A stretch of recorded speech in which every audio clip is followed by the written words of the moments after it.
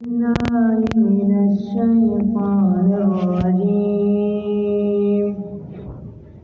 بسم الله الرحمن الرحيم. الحمد لله رب العالمين الرحمن الرحيم مالك يوم الدين. إياك نعبد وإياك نستعين. اهدنا الصراط المستقيم صراط الذين أنعمت عليهم غير المغضوب عليهم ولا الضالين. بسم الله الرحمن الرحيم. ألف لام ميم. ذلك الكتاب لا ريب فيه هدى للمتقين الذين يؤمنون بالغيب ويقيمون الصلاة ومما رزقناهم ينفقون والذين يؤمنون بما أنزل إليك وما أنزل من قبلك وبالآخرة هم يوقنون. صدق الله العظيم.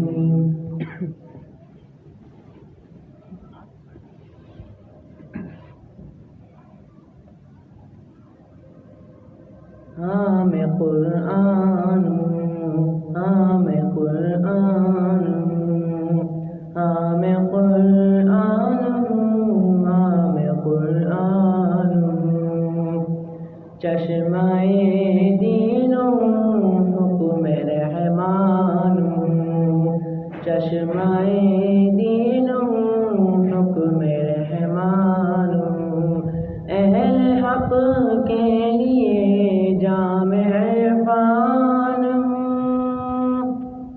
اہل حق کے لیے جامع عرفان میں قرآن میں قرآن میں قرآن میں قرآن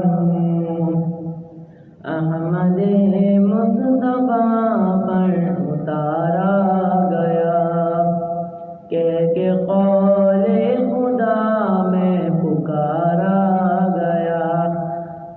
احمد مصطفیٰ پر اتارا گیا کہ قول خدا میں اتارا گیا. سب سے زیادہ مجھی کو پکارا گیا سب سے زیادہ مجھی کو پکارا گیا. جن و انسان کو مجھ سے سدھارا گیا جن و انسان کو مجھ سے سدھارا گیا. رب کی پہچان تھا رب کی پہچان رب کی پہچان تھا رب کی پہچان میں قرآن میں قرآن میں قرآن میں قرآن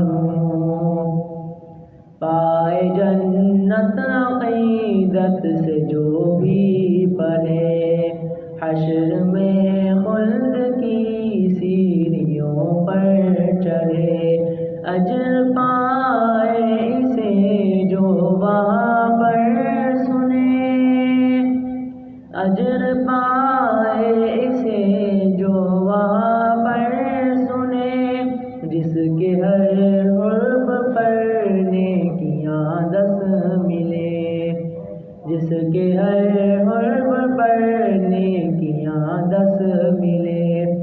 جس کی حرمت پہ فیضی میں قربان ہوں، جس کی حرمت پہ فیضی میں قربان ہوں، ہاں میں قرآن ہوں، ہاں میں قرآن ہوں، ہاں میں قرآن ہوں، ہاں میں قرآن ہوں۔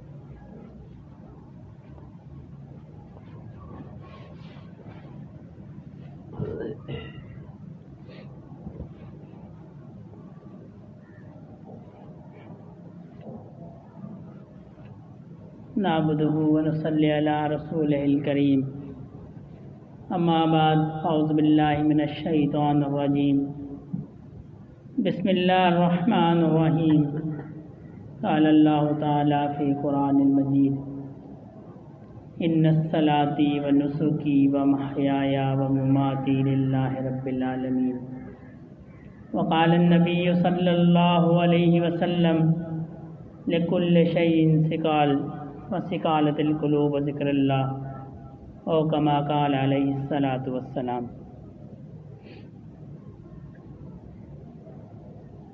اللہ رب العزت نے انسانوں پر دو طرح کی عبادات کو فرض کیا۔ ایک وہ عبادت ہے جس کا تعلق انسان کے بدن سے ہے، یعنی نماز ہے، روزہ ہے، اور ایک وہ عبادت ہے جس کا تعلق انسان کے مال سے ہے، یعنی زکوٰۃ ہے اور قربانی ہے۔ نماز اور روزے کا تعلق انسان کے جسم سے ہے، یہ امیر ہے یا غریب ہے اس پہ نماز بھی فرض ہے اور رمضان کے روزے بھی فرض ہیں۔ نماز ہر حال میں فرض ہے اور روزے کچھ شرائط کے ساتھ فرض ہیں، لیکن اس کے لیے دولت کی شرط نہیں ہے، یعنی غریب پہ بھی نماز فرض ہے، امیر پہ بھی نماز فرض ہے، غریب پہ بھی روزے فرض ہیں، امیر پہ بھی روزے فرض ہیں، کیونکہ اس کا تعلق انسان کے بدن سے ہے۔ اور دوسری عبادت جو اللہ رب العزت نے فرض کی اس کا تعلق انسان کے مال سے ہے، یعنی زکوٰۃ ہے، وہ ہر شخص پر فرض نہیں ہے۔ جس کو اللہ نے مال دیا ہو زکوٰۃ اس پر فرض ہے، غریب آدمی پر زکوٰۃ فرض نہیں ہے۔ اور ایک عبادت ایسی ہے جو دونوں کا مجموعہ ہے جس کو حج کہتے ہیں۔ یہ اسلام کے 5 ارکان ہیں نا، نماز، روزہ، کلمہ، زکوٰۃ اور حج۔ یہ جو حج ہے اس کا تعلق بدنی عبادت سے بھی ہے اور مالی عبادت سے بھی ہے، یعنی اگر کسی کے پاس مال ہے ایک خاص حد سے زیادہ تو اس پر حج فرض ہے، لیکن اگر اس کی صحت نہیں ہے تو وہ کسی دوسرے کو بھی اپنی جگہ بھیج سکتا ہے، حج بدل جس کو کہتے ہیں۔ تو حج کا تعلق جو ہے وہ مالی عبادت سے بھی ہے اور جسمانی عبادت سے بھی ہے۔ تو اس آیت کریمہ میں اللہ رب العزت نے ان دونوں قسم کی بلکہ تینوں قسم کی عبادات کا ذکر فرمایا۔ ان الصلاۃ ونسکی ومحیای، بے شک نماز کا جب ذکر فرما دیا تو اس میں بدنی عبادت دونوں آ گئی، نماز اور روزہ، ونسکی، اور جب قربانی کا ذکر آ گیا تو اس میں مالی عبادت ساری آ گئی، زکوٰۃ بھی آ گئی، قربانی بھی آ گئی، یعنی نماز بھی میری خاطر ہو اور قربانی میری خاطر ہو، بدنی عبادت بھی میری خاطر ہو اور مالی عبادت بھی میری خاطر ہو۔ جو عبادت اللہ کے لیے نہیں کی جاتی وہ اس کی کوئی اہمیت نہیں ہے، وہ ردی کا ایک ٹکڑا ہے، بلکہ ردی کے ٹکڑے سے زیادہ وہ باعث سے گرفت ہے، اللہ پاک اس کو پکڑ لیتے ہیں۔ کسی نے کوئی بڑا سارا جانور ذبح کیا اور اس پہ اللہ کا نام نہیں لیا، اس پہ اللہ کا نام نہیں لیا، وہ اللہ کے یہاں قابل قبول نہیں ہے۔ بلکہ بعض روایات میں آتا ہے نبی کریم صلی اللہ علیہ وسلم نے فرمایا کہ پرانی امت کے اندر ایک شخص صرف ایک مکھی کی وجہ سے جہنم میں چلا گیا اور ایک شخص صرف مکھی کی وجہ سے جنت میں چلا گیا۔ صحابہ کرام نے عرض کی کہ یا رسول اللہ ایسا معاملہ کیسے ہوا؟ فرمایا کہ دو شخص کہیں سے گزر رہے تھے، تو وہاں جو بستی والے تھے وہ کسی بت کی پوجا کرتے تھے، تو انہوں نے اس کو پکڑ لیا، ان کو کہنے لگے جی ہمارے بت کو چڑھاوا چڑھاؤ۔ تو ایک شخص کہنے لگا کہ میں تو نہیں چڑھاتا، میں اللہ کے علاوہ کسی کے نام کا ذبح نہیں کرتا، میں اللہ کے علاوہ کسی کا، اس کو انہوں نے شہید کر دیا اور جنت میں چلا گیا۔ اور دوسرے سے کہنے لگے، اس سے کہنے لگے تم چڑھاؤ، اس نے کہا میرے پاس کچھ نہیں چڑھانے کے لیے، اس نے کہا یہ مکھی دے دو، اس نے کہا چلو ٹھیک ہے جو مکھی ہے یہ تمہارے بت کے نام۔ تو یہ فعل اللہ کو اتنا ناگوار گزرا، اس کی وجہ سے جہنم میں چلا گیا۔ کوئی بھی عبادت ہو، مالی ہو یا بدنی ہو، جب تک اللہ رب العزت کی رضا کے لیے نہیں ہے اس کی کوئی اہمیت نہیں ہے۔ ساری زندگی بندہ نفل پڑھتا رہے کسی کو دکھانے کے لیے، اس کی کوئی اہمیت نہیں ہے۔ اور پھر فرمایا کہ پوری زندگی وَمَحْيَايَ، پوری زندگی اللہ کے لیے، صرف عبادات نہیں۔ بندہ یہ نہ سمجھے کہ جی میں نے جو عبادت کر لی یہ خالص میں نے اللہ کے لیے کر لی، بس میرا کام ہو گیا، ایسا نہیں ہے۔ کام اس کا اس وقت بنے گا جب اس کی پوری زندگی اللہ رب العزت کی مرضی کے مطابق گزرے گی، ان کی رضا کے مطابق گزرے گی۔ اور زندگی میں نہیں، موت بھی اللہ کی رضا کے مطابق آئے، اللہ کی مرضی کے مطابق آئے، پھر وہ شخص کامیاب ہے۔ جس کی زندگی اللہ کی مرضی کے مطابق نہیں ہے اس کی زندگی کی کوئی اہمیت نہیں ہے۔ وہ ہمارے بڑے حضرت رحمۃ اللہ علیہ فرمایا کرتے تھے کہ اس سے کوئی فرق نہیں پڑتا کہ انسان کا نام کن لوگوں میں ہے، دنیا میں اس کا کتنا اونچا نام ہے، اس سے کوئی فرق نہیں پڑتا کہ وہ صدر ہے یا وزیر اعظم ہے یا گورنر ہے یا وڈیرا ہے یا چودھری ہے، اس سے کوئی فرق نہیں پڑتا۔ فرق اس سے پڑتا ہے کہ اللہ کے دفتر میں اس کا نام کن لوگوں میں ہے، گناہگار لوگوں میں ہے کہ نیک لوگوں میں ہے، غافلین میں ہے کہ تائبین میں ہے، کن لوگوں میں اللہ کے دفتر میں اس کا نام کن لوگوں میں ہے، اس بات سے فرق پڑتا ہے۔ اس بات سے کوئی فرق نہیں پڑتا کہ دنیا میں ان کا نام کن لوگوں میں۔ اس لیے کہ دنیا کو اللہ نے عارضی بنایا ہے، اس کی ہر چیز عارضی ہے، خواہ وہ دین کا کام کیوں نہ ہو وہ بھی عارضی ہے، اس لیے کہ اللہ نے دنیا کو عارضی بنایا ہے۔ آج یہ مجلس لگی ہے، دین کی مجلس ہے، خیر و برکت کی مجلس ہے، ختم ہو جائے گی۔ بڑے بڑے مقامات ہیں، بڑے بڑے مدارس ہیں، ختم ہو جائیں گے سب، جب قیامت آ جائے گی سب ختم ہو جائیں گے۔ وہ دین کا کام ہو یا دنیا کا کام ہو وہ ختم ہو جائے گا، اس لیے کہ اللہ نے اس کو عارضی بنایا ہے، مستقل نہیں بنایا ہے دنیا میں۔ یہ تو آزمائش ہے۔ وَمَا الْحَيَاةُ الدُّنْيَا إِلَّا مَتَاعُ الْغُرُورِ۔ آج ہم بڑی بڑی بلڈنگیں بنا کے سمجھتے ہیں کہ ہم اس میں ہزاروں لاکھوں سال رہیں گے۔ یہ بڑی ہم نے مضبوط بلڈنگ بنا لی، وہ ٹھیکیدار سے بھی پوچھتے ہیں کہ جی یہ چلے گی نا 100 سال 200 سال، اور اپنی زندگی کا کوئی بھروسہ نہیں ہے۔ یہ دنیا تو اللہ نے عارضی بنائی ہے۔ ایک بادشاہ نے ایک محل بنایا اور لوگوں سے کہا دیکھو، اور اگر کسی کو اس میں کوئی نقص ملتا ہے تو وہ مجھے بتاؤ۔ اب لوگ دور دور سے دیکھنے آتے اور کاریگر کی تعریف کرتے کہ واہ بھائی کیا زبردست اس نے محل بنایا ہے۔ ایک درویش بھی وہ محل دیکھنے آیا، اس نے کہا بادشاہ سلامت اس میں ایک نقص ہے، اس میں ایک نقص ہے۔ اب یہ خبر جو ہے وہ بادشاہ تک بھی پہنچ گئی۔ بادشاہ نے بلا لیا، بھائی میرے محل میں کون نقص نکالتا ہے، اس کو بلاؤ، درویش کو بلا کے لے کے آؤ۔ وہ درویش آ گیا، کہنے لگا بھائی اس میں، بادشاہ کہنے لگا اس میں کیا نقص ہے؟ وہ کہنے لگا اس میں ایک نقص ہے، اس میں نقص یہ ہے کہ یہ ہمیشہ نہیں رہے گا، یہ اس کا نقص ہے، یہ اس کا عیب ہے، اس کو تم جتنا مرضی مضبوط کر لو، جتنا مرضی طاقتور کر لو، جتنا مرضی اس میں فولاد اور سریا ڈال دو، یہ ہمیشہ نہیں رہے گا، یہ اس کا عیب ہے۔ تو میرے دوستو دنیا کی کوئی چیز ہمیشہ نہیں رہے گی، کوئی بھی نہیں، نہ میں رہوں گا، نہ آپ رہیں گے، نہ یہ کائنات رہے گی، کوئی چیز نہیں رہے گی۔ تو کامیاب وہ شخص ہے جو اپنی زندگی میں اللہ کو راضی کر کے چلے جائے، ہر چیز اللہ کے لیے ہو، اس کی، اس کا سونا، اس کا اٹھنا، اس کا لیٹنا، اس کا بیٹھنا سب اللہ کے لیے ہو۔ حضرت ابراہیم بن ادم رحمۃ اللہ علیہ بڑے مشہور بزرگ گزرے ہیں، سارے ساتھی جانتے ہوں گے۔ آپ محل کی چھت پہ قرآن پڑھا کرتے تھے۔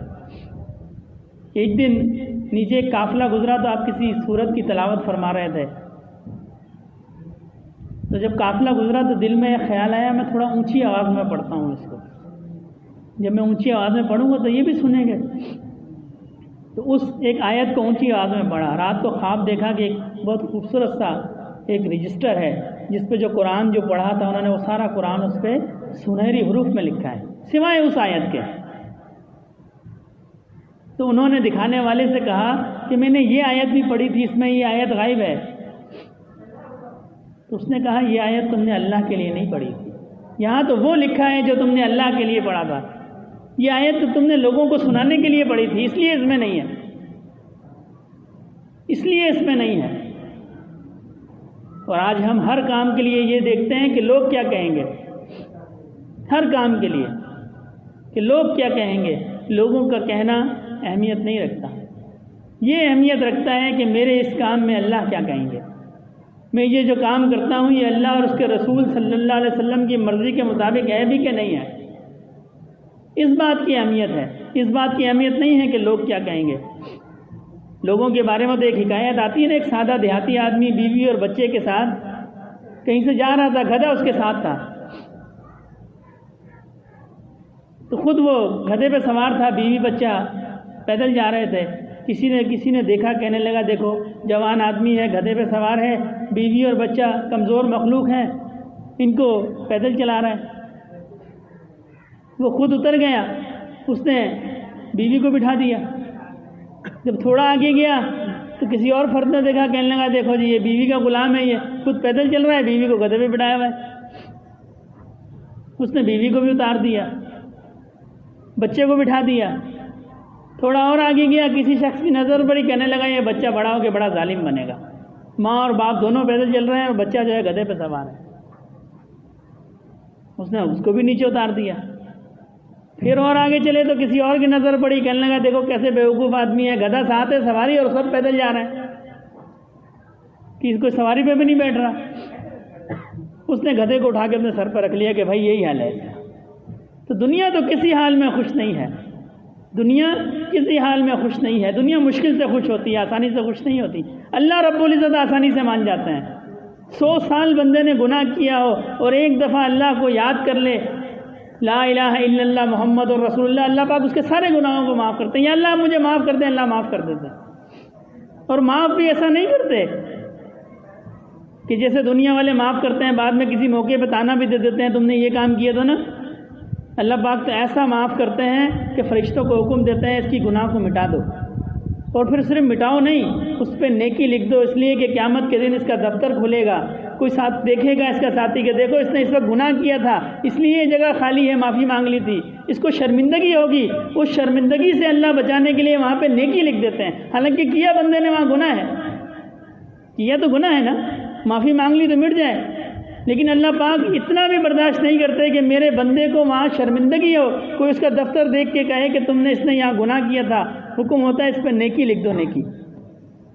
ایسی رحمت والی ذات ہے، یہ بھی گوارا نہیں ہے کہ بندے کو صرف شرمندگی ہو۔ اور اس رحمت والی ذات کو چھوڑ کے ہم یہ دیکھتے ہیں لوگ کیا کہیں گے، یہی سوچتے ہیں نا لوگ کیا کہیں گے۔ ہماری پوری زندگی اسی تناظر میں گزر جاتی ہے، لوگ کیا کہیں گے، حالانکہ ہم نے یہ نہیں دیکھنا، ہم نے یہ دیکھنا ہے کہ اللہ رب العزت کی اس پہ کیا مرضی ہے۔ لیکن مسئلہ یہ ہے کہ ہمیں یہ احساس نہیں ہوتا، اس لیے کہ ہمیں اللہ کی پہچان نہیں ہے نا۔ اگر ہمیں یہ پہچان ہوتی وَهُوَ مَعَكُمْ أَيْنَمَا كُنتُمْ، تم جہاں ہو اللہ تمہارے ساتھ ہے، جب یہ کیفیت ہوتی تو ہم اللہ سے ڈرتے نا۔ ہمیں دوست احباب رشتہ دار سب ساتھ نظر آتے ہیں، اللہ ہمیں ساتھ نظر نہیں آتے، ہماری یہ کیفیت ہی نہیں ہے۔ جس کی یہ کیفیت ہو کہ میں جہاں ہوں اللہ میرے ساتھ ہیں، پھر اس سے گناہ نہیں ہوگا۔ کیسے ہوگا گناہ اس سے؟ جب اس کو پتہ ہوگا اللہ میرے ساتھ ہے، اللہ مجھے دیکھ رہا ہے۔ ایسے ہی ہے نا، بندہ اپنے بڑے کے سامنے گناہ نہیں کرتا، کوئی غلطی نہیں کرتا، پھر اللہ کے سامنے کیسے غلطی کر سکتا ہے، اللہ کی نافرمانی کیسے کر سکتا ہے؟ صرف اس لیے کہ اس کو یہ احساس نہیں ہے کہ اللہ میرے ساتھ ہے۔ جس دن اس کو یہ کیفیت پیدا ہو گئی کہ اللہ میرے ساتھ ہیں، اس دن اس کو معاملہ آسان ہو جائے گا۔ ایک صحابی تھے نا حضرت حنظلہ رضی اللہ تعالیٰ عنہ، نبی کریم صلی اللہ علیہ وسلم کی خدمت میں حاضر ہوئے، پہلے حضرت ابو بکر اور عمر کی خدمت میں حاضر ہوئے کہ میں شاید منافق ہو گیا۔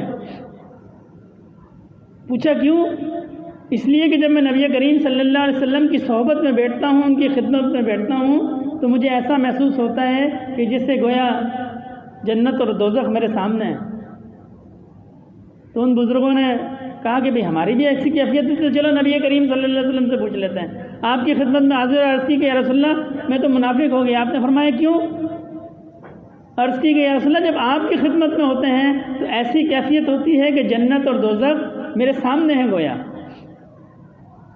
اور جب ہم آپ سے دور نکل جاتے ہیں، بازار میں نکل جاتے ہیں، معاشرے میں نکل جاتے ہیں، ماحول میں نکل جاتے ہیں، ہماری وہ کیفیت ختم ہو جاتی ہے۔ فرمایا اگر تمہاری وہی کیفیت رہے جو میری صحبت میں ہوتی ہے تو فرشتے تم سے مصافحہ کریں، ہاتھ ملائیں تم سے۔ یعنی کیفیت کس سے بنتی ہے؟ صحبت سے بنتی ہے، صحبت۔ وہ اسی لیے شیخ سعدی نے کہا ہے نا، یک زمانہ صحبت با اولیاء بہتر 100 سالہ عبادت غیر۔ یہ کیفیات جو ہیں یہ صحبت سے بنتی ہیں، اللہ والوں کی صحبت سے، صالحین کی صحبت سے یہ کیفیات بنتی ہیں۔ اور جب بندہ ان صحبتوں سے دور چلے جاتا ہے پھر یہ کیفیات اس کی ختم ہو جاتی ہیں۔ ایک ساتھی نے مجھ سے کافی عرصے پہلے پوچھا کہ لوگ علماء کے پاس جاتے ہیں، مسائل پوچھتے ہیں، انہوں نے 8 سال 10 سال پڑھا ہوتا ہے، صوفیہ کے پاس لوگ کیوں جاتے ہیں؟ انہوں نے تو پڑھا بھی نہیں ہوتا۔ بہت سارے ایسے بزرگان دین ہیں جنہوں نے پڑھا ہی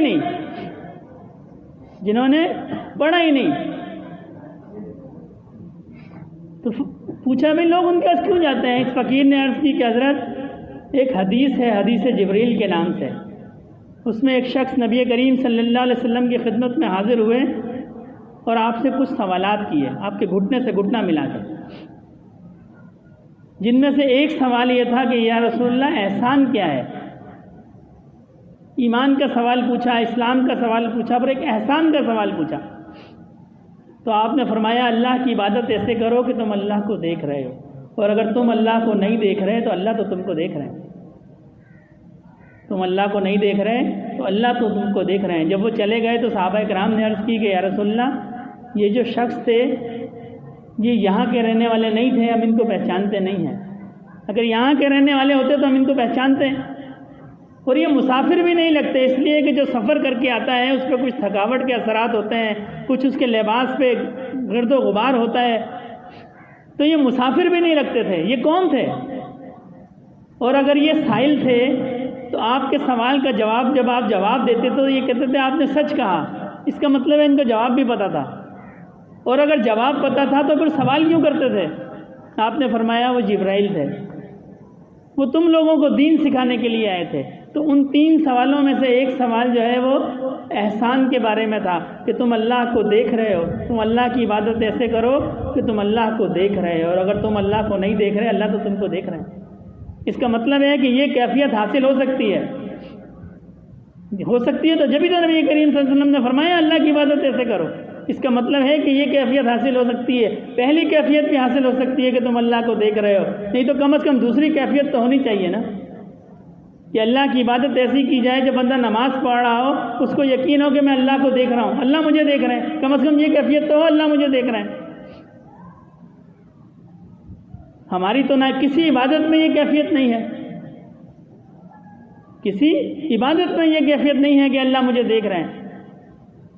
ہم نماز ضرور پڑھتے ہیں، 10 سال 20 سال 50 سال ہو گئے ہمیں نماز پڑھتے ہوئے۔ ہمارے بڑے حضرت رحمۃ اللہ علیہ کی خدمت میں ایک شخص آیا، اس کی داڑھی نہیں تھی اور سانگڑ کا رہنے والا تھا وہ، تو اس نے حضرت سے بڑا اصرار کیا کہ حضرت جمعہ ہمارے یہاں پڑھائیں دعوت کے لیے، حضرت جمعہ ہی پڑھائیں اور آپ کی دعوت بھی ہے۔ جب زیادہ اصرار کیا تو حضرت نے اس سے فرمایا نماز پڑھتے ہو؟ اس نے کہا ہاں جی پڑھتا ہوں۔ فرمایا کب سے پڑھتے ہو؟ عرض کی کہ حضرت جب سے بالغ ہوا ہوں میں نماز پڑھتا ہوں۔ فرمایا تمہاری اتنی عمر ہو گئی ہے، 30-40 سال جو بھی اس کی عمر تھی، اس کی نمازوں کا حساب کیا کہ اتنی تمہاری نمازیں ہو گئیں اور ہر رکعت کے اندر تم اللہ سے سوال کرتے ہو اہدنا الصراط المستقیم، اللہ نے تمہارے چہرے پہ ہدایت کی نشانی تو دی نہیں۔ ایک شخص دن میں 5 دفعہ نماز پڑھتا ہے، اس میں کتنی رکعتیں ہیں، اور ہر رکعت میں اللہ سے ہدایت کی سوال کرے کہ اللہ پاک آپ مجھے ہدایت دے دیں، آپ مجھے ہدایت، اور اللہ اس کو ہدایت نہ دے، کیسا ممکن ہے؟ ہم نے تو پڑھا ہے بندہ اللہ کی طرف 1 قدم جاتا ہے اللہ رب العزت اس کی طرف 10 قدم بڑھاتے ہیں، اور حال ہمارا یہ ہو کہ ہم ہر روز 5 وقت اللہ سے ہدایت کی دعا مانگیں، یا اللہ آپ ہمیں ہدایت دے دیں، اہدنا الصراط المستقیم اہدنا الصراط المستقیم، اور اللہ ہمیں ہدایت نہ دیں۔ یہ ممکن ہے؟ کیوں ہے ایسا کیوں ہے؟ ہم اللہ سے ہدایت کی دعا مانگتے ہیں، اللہ ہمیں ہدایت نہیں دیتے۔ اس کی وجہ یہ ہے کہ ہم دعا مانگتے نہیں ہیں، ہمیں اللہ پہ ہمارا دھیان اللہ کی طرف نہیں ہوتا، ہمیں یہ یقین نہیں ہوتا اللہ ہماری سن رہے ہیں۔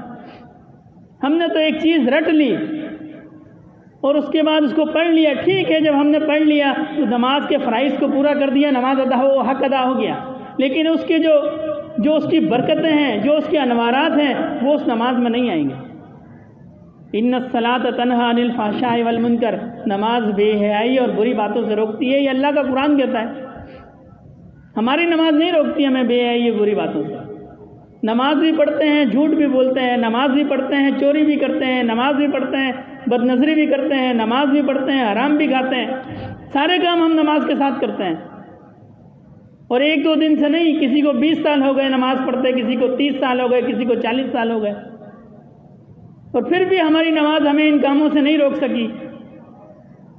تو سوچنے کی ضرورت ہے نا، جو نماز ہمیں دنیا میں ان کاموں پہ نہیں روک سکی، وہ نماز ہمیں آخرت میں کیسے نفع دے گی؟ اس لیے کہ نماز کا جو نفع ہے وہ تو اس کی آؤٹ پٹ ہے نا، یعنی اس کا انعام ہے نا۔ دنیا میں اس کا انعام یہ ہے کہ جو بندہ نماز پڑھے گا وہ بری بات نہیں کرے گا، وہ فحش بات نہیں کرے گا، فحش عمل نہیں کرے گا، یہ دنیا میں اس نماز کا انعام ہے۔ جس نماز نے ہمیں دنیا میں انعام نہیں دیا، وہ نماز ہمیں آخرت میں کیسے انعام دے گی؟ اور دنیا میں انعام اس لیے نہیں دیا کہ ہم نے نماز کو نماز سمجھ کے نہیں پڑھا۔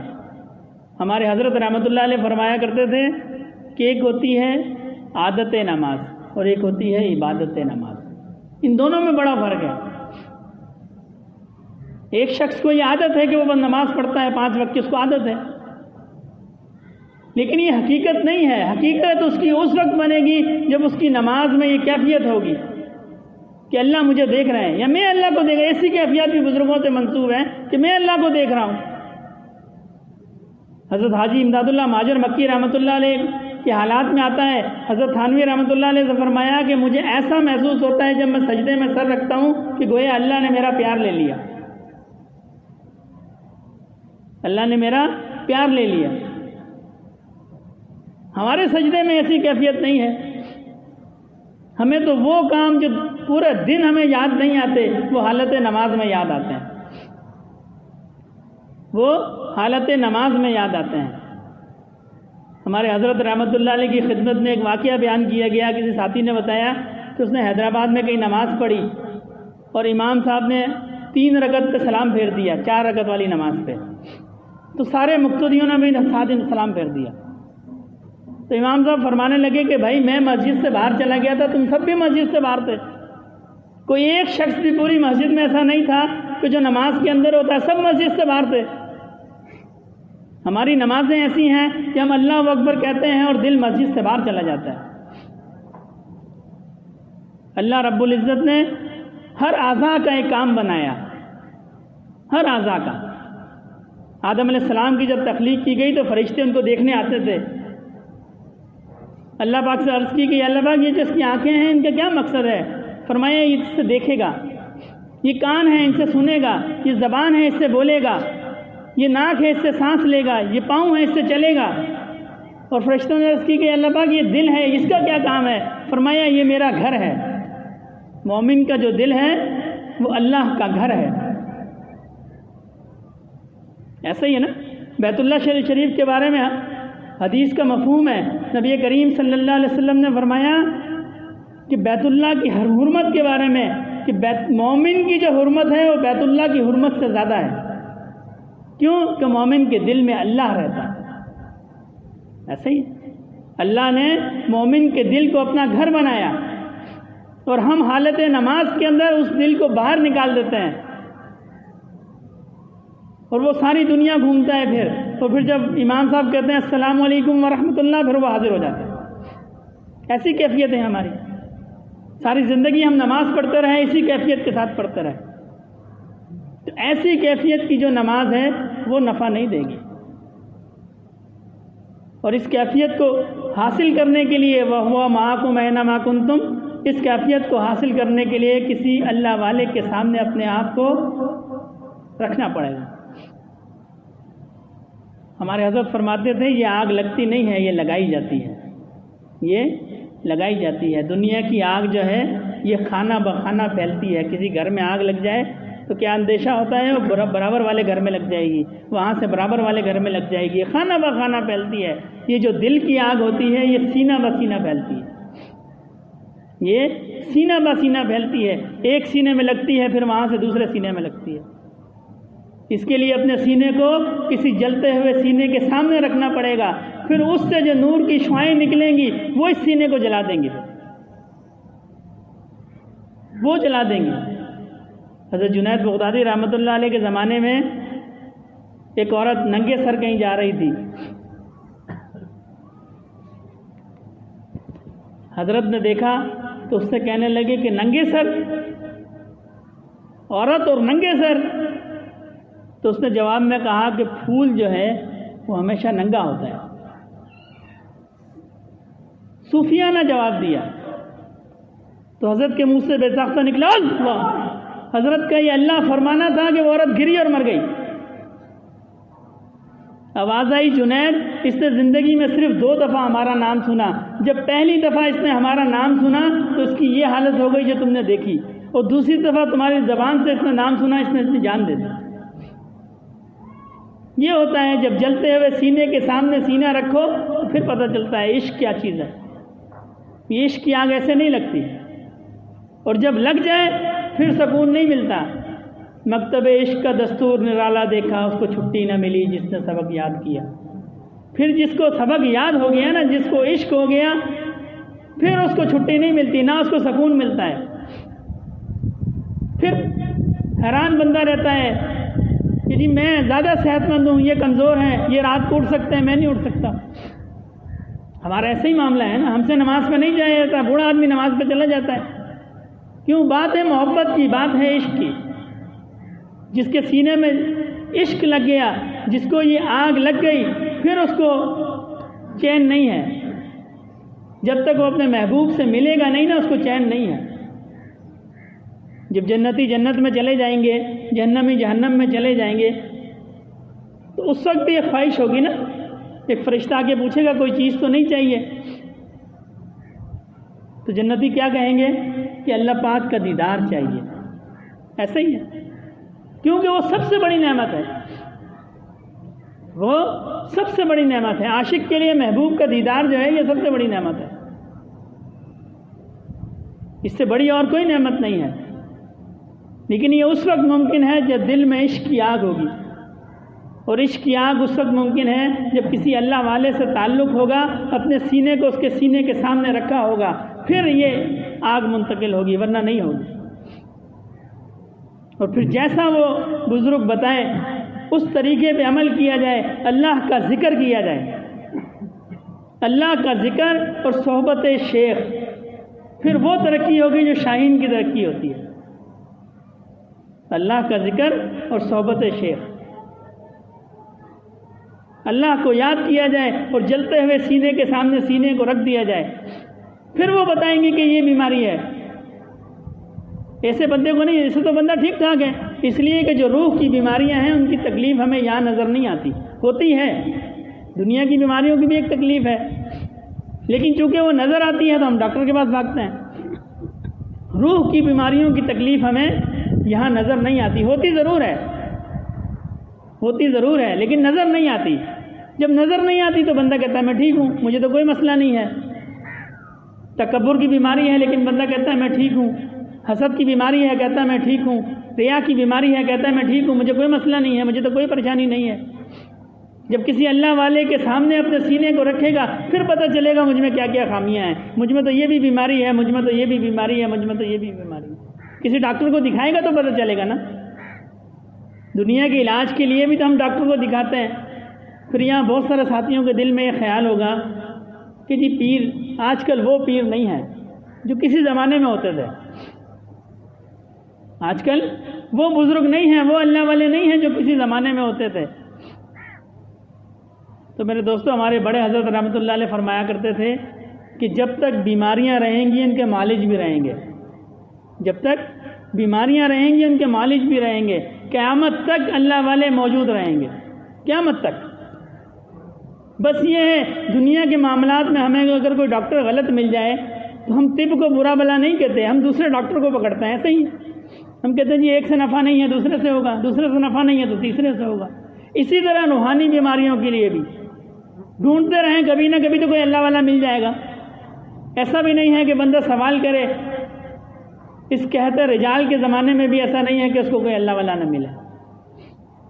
نیت خالص ہونی چاہیے، اخلاص کے ساتھ اللہ سے مانگے، یا اللہ کسی ایسے اللہ والے سے میرا تعلق بنا دیں جو میری نشاندہی کرے میری ان بیماریوں کی، اور پھر جب جس سے تعلق ہو جائے پھر اس کی ہدایات پہ عمل کرے، پھر جیسا وہ ذکر بتائیں، فکر بتائیں۔ کیوں کہ یہ اللہ والوں سے تعلق جو ہے یہ مال و دولت کے لیے نہیں ہوتا، یہ اصلاح کے لیے ہوتا ہے، یہ اصلاح کے لیے ہوتا ہے کہ میری اصلاح ہو جائے، مال و دولت کے لیے نہیں ہوتا، نظر نظرانے کے لیے نہیں ہوتا۔ یہ ہمارے حضرت سے ایک شخص بیعت ہوئے تو عرض کی کہ حضرت میں آپ کے لیے کیا لے کے آؤں، یعنی اس کے ان ساتھی کی مراد دستور زمانہ جیسا ہے کہ جی کوڑا، کوئی جوڑا، کوئی مٹھائی۔ تو حضرت فرمانے لگے میرے لیے 3 چیزیں لے کے آنا، تو جب بھی میرے پاس آنا میرے لیے 3 چیزیں لے کے آنا۔ ایک طلب والا دل لے کے آنا، ایک طلب والا دل لے کے آنا، یہ بڑا ضروری ہے سالک کے لیے۔ رسمی بیعت نہ ہو، کسی سے ہاتھ ملایا بیعت ہو گیا جی بس ٹھیک ہے، اب پیر بھی نہ پیر کو پتہ میرا مرید کون ہے، نہ مرید کو پتہ میرا پیر کون ہے، بس ٹھیک ہے، نہیں، طلب ہو اس کے دل میں کہ میری اصلاح ہو، میرے دل کی یہ جو بیماریاں ہیں یہ دور ہوں، اس نیت سے بیعت ہو، دنیا کے لیے بیعت نہ ہو۔ ابھی کچھ دن پہلے مجھے ایک ساتھی کہنے لگے کہ ہمارے حضرت کے پاس کئی لوگ آتے ہیں دعا کے لیے، حضرت دعا کر دیں میرا دنیا کا فلاں کام ہے، حضرت دعا کرتے ہیں کام ہو جاتا ہے۔ اور ہم جو پرانے ساتھی ہیں ہم دنیا کے کسی کام کے لیے حضرت سے کہیں حضرت دعا کرتے ہیں ہمارا کام نہیں ہوتا۔ تو میں نے کہا بھائی بات یہ ہے کہ وہ جو لوگ آتے ہیں دعا کے لیے وہ چھوٹی منزل کے مسافر ہیں، یعنی ان کو منزل اپنی وہ لگتی ہے کہ میری فیکٹری چل جائے، میرا فلاں مسئلہ حل ہو جائے، تو وہ اپنی منزل کو، آپ بڑی منزل کے مسافر ہیں، آپ اس لیے بیعت ہوئے کہ جی میرے دنیا کے کام ہو، آپ تو اس لیے بیعت ہوئے کہ میری اصلاح ہو جائے، آپ تو بڑی منزل کے مسافر ہیں۔ اور جو بڑی منزل کا مسافر ہوتا ہے اس میں مشقتیں بھی زیادہ ہوتی ہیں۔ جو بندہ دور جانے والا ہوتا ہے سارا رستہ جو ہے سرسبز و شاداب نہیں ہوتا، کہیں تنگی بھی ہوتی ہے، کہیں خوشحالی ہوتی ہے، کہیں کھیتی ندی ہوتی ہے، کہیں صحرا ہوتا ہے۔ بڑی منزل کے مسافروں کو بڑی تکلیفیں دیکھنی پڑتی ہیں، وہ جو آتے ہیں وہ چھوٹی منزل کے مسافر ہوتے ہیں۔ انسان کو تو بڑی منزل کا مسافر بننا ہے۔ تو فرمایا طلب والا دل لے کے آنا، دوسرا مشقت والا جسم لے کے آنا، ایسا جسم ہو جو مشقت کو برداشت کر سکے۔ اللہ کو پانا اتنا آسان کام نہیں ہے، ایسا جسم ہو جو مشقت کو برداشت کر سکے، جو ذکر بتایا جائے اس ذکر کو کر سکے۔ ایسا نہ ہو نہیں جی میں نماز نہیں پڑھ سکتا، میں روزہ نہیں رکھ سکتا، میں اللہ کو یاد نہیں کر سکتا، بس آپ میرا ویسے ہی کام بنا دیں۔ اللہ پاک چاہیں تو ویسے بھی بنا دیتے ہیں۔ عیسیٰ علیہ السلام کو بغیر باپ کے پیدا فرمایا، آدم علیہ السلام کو بغیر ماں باپ کے پیدا فرمایا، اماں حوا کو بغیر ماں کے پیدا فرمایا، لیکن اللہ پاک کا جو قاعدہ ہے وہ محنت سے مشروط ہے۔ قاعدہ یہ ہے کہ ماں باپ سے اولاد ہوتی ہے، اسی طرح جو ہے سارے کام دنیا کے محنت سے مشروط ہے نا۔ ہمارے حضرت رحمۃ اللہ علیہ کی خدمت میں ایک شخص آیا اور اس نے عرض کی، عالم تھے، عرض کی کہ حضرت وہ جس طرح باقی باللہ رحمۃ اللہ علیہ کے حالات میں آتا ہے نا، نان بھائی کو دیکھا اور نظروں سے ایک ہی وقت میں پہنچا دیا، بس ایک ہی مجلس میں معرفت کے مقام پہ پہنچا دیا، آپ بھی میرے ساتھ ایسے ہی کریں۔ تو حضرت فرمانے لگے میاں کما کے کھاؤ، کما کے کھاؤ، جب کما کے کھاؤ گے تو قدر ہوگی۔ دنیا میں جتنے گھر ہیں نا ان میں روٹی پکتی ہے، پہلے آٹا گھوندا جاتا ہے، پھر روٹی پکتی ہے، پھر کھائی جاتی ہے، پھر اس کا مزہ اپنا ہے، پکی پکائی روٹی کھانے کا مزہ نہیں ہے۔ تو جسم جو ہے وہ مشقت والا ہو۔ مجھے ایک حکایت یاد آ گئی، ایک شخص جو ہے اس نے خیال کیا میں اپنی کمر پہ جو ہے وہ شیر کا ایک، جس کو انگریزی میں ٹیٹو کہتے ہیں، اردو میں نقش کہتے ہیں، وہ شیر کا جو تصویر ہے وہ بنانے کے لیے گیا اس کو بنانے والے کے پاس، وہ کہنے لگا میری کمر پہ شیر بنا دو۔ بہادر ایک طاقت کی علامت ہے، نے کہا ٹھیک ہے بیٹھ جاؤ، بٹھا دیا، قمیض اوپر اٹھائی، سوئی ماری، اب جب سوئی ماری تو اس کو وہی درد، کہنے لگا کیا کر رہے ہو؟ اس نے کہا جی شیر کا منہ بنا رہا ہوں۔ اس نے کہا منہ نہیں بناؤ، اس نے کھانا نہیں ہے، منہ بنانے کی ضرورت نہیں ہے۔ اس نے پھر سوئی ماری، جی کیا کر رہے ہو؟ جی اس کے پنجے بنا رہا ہوں۔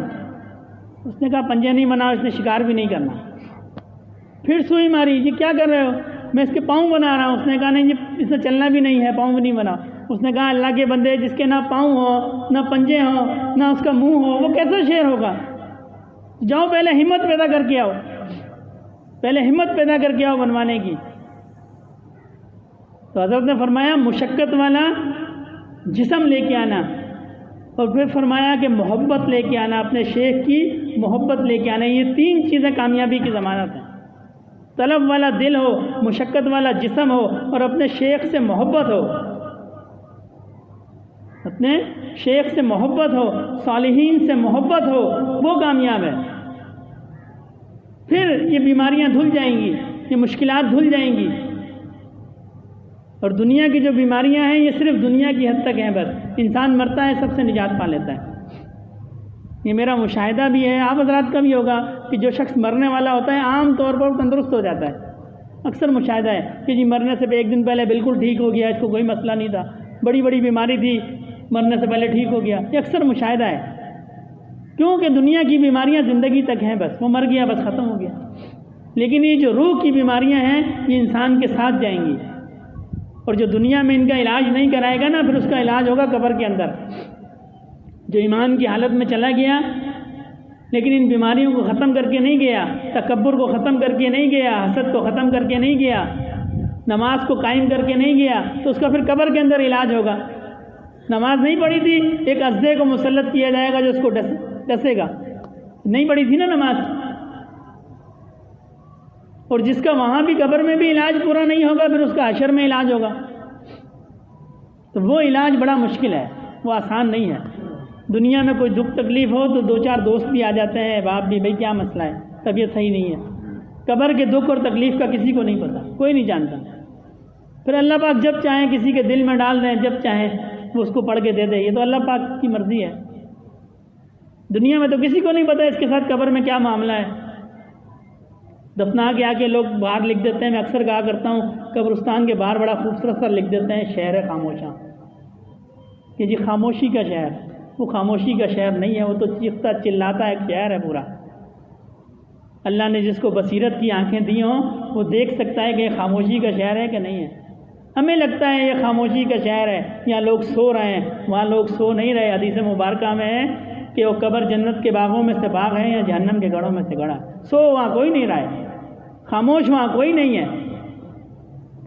وہ تو پورا ایک رنگین شہر ہے وہ، جس کو ہم باہر سے لکھتے ہیں شہر خاموشاں، اس لیے کہ ہمیں اس کا شعور نہیں ہے، اللہ نے ہمیں بصیرت کی آنکھیں نہیں دی، ورنہ وہ تو یہاں تو جنت کے باغوں میں سے باغ ہیں یا جہنم کے گڑھوں میں سے گڑھا ہے۔ حضرت احمد علی لاہوری رحمۃ اللہ علیہ بڑے مشہور بزرگ گزرے ہیں۔ کسی شخص نے عذاب قبر کے وقت سے انکار کیا تو حضرت نے جو اس کو دلائل تھے وہ علمی دلائل دیے، اور نیچے لکھا کہ اگر تمہیں اس پہ یقین نہ ہو تم میرے پاس آؤ، میں تمہیں دکھاتا ہوں یہ جہنم کے گڑھوں میں سے گڑھا ہے یا جنت کے باغوں میں سے باغ ہے۔ یہ جو قبر ہے یہ شہر خاموشہ نہیں ہے، یہ جنت کے باغوں میں سے باغ ہے۔ لیکن وہ باغ یا گھڑا اس کا فیصلہ ہم نے اس دنیا میں کرنا ہے، جہاں اس کا فیصلہ ہو جائے گا۔ جس نے اپنی زندگی ایمان کی حالت میں گزاری، اللہ کی رضا کی حالت میں گزاری، وہ جنت کے باغوں میں سے باغ ہے۔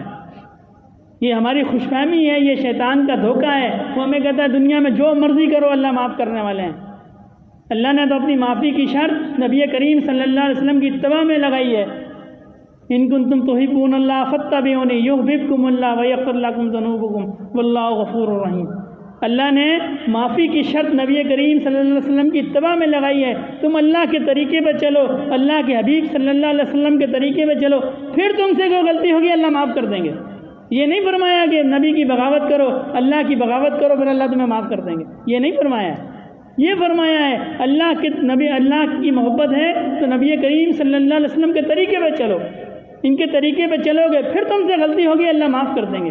اور ہمارے معاشرے کا کیا رجحان بن گیا کہ جو دیندار ہے، کوئی مولوی ہے، سب سے زیادہ اس پہ تنقید ہے، اس نے فلاں غلطی کر دی۔ وہ بھائی وہ تو اللہ کے دین پہ چلنے کی کوشش کرتا ہے، اللہ کا وعدہ ہے اللہ اس کو معاف کر دیں گے۔ تم اپنا حال دیکھو، تمہارا کیا حال ہے؟ تم بغاوت کرتے ہو اور یہ امید رکھتے ہو کہ اللہ مجھے معاف کر دیں گے۔ اللہ نے باغی کے ساتھ معافی کی امید نہیں کہا، اللہ نے تو کہا ہے میرے حبیب کی اتباع کرو، پھر تم سے غلطی ہوگی میں غفور الرحیم ہوں، میں تمہیں معاف کر دوں۔ تو دعا فرمائے اللہ رب العزت ہمیں صالحین کی صحبت نصیب فرمائے، اپنے ذکر کی توفیق عطا فرمائے، ہماری پوری زندگی اس حال میں گزرے کہ اللہ پاک کی ذات ہم سے راضی ہو۔ یہ کامیابی کی ضمانت ہے، جو اللہ کی رضا کی حالت میں اس دنیا سے چلا گیا وہ کامیاب ہو گیا، اس کے بعد کامیابی کا سرٹیفکیٹ ہے۔ اور جو ناراضگی کی حالت میں چلا گیا پھر اللہ پاک غفور الرحیم ہے، اللہ معاف کرنے والے ہیں۔ دعا فرمائے اللہ رب العزت عمل کی توفیق عطا فرمائے۔ وما علینا الا البلاغ۔ اجتماع کی ترتیب یہ ہے کہ ابھی مغرب کی نماز ہوگی مسجد میں، پھر اس کے بعد مراقبہ ہوگا عشاء تک، عشاء کی نماز کے بعد حضرت کا بیان ہوگا، پھر انشاءاللہ لنگر ہوگا، پھر دعا ہوگی اور ساتھ ہی مغرب کے وقت نماز کی تیاری فرمائیں۔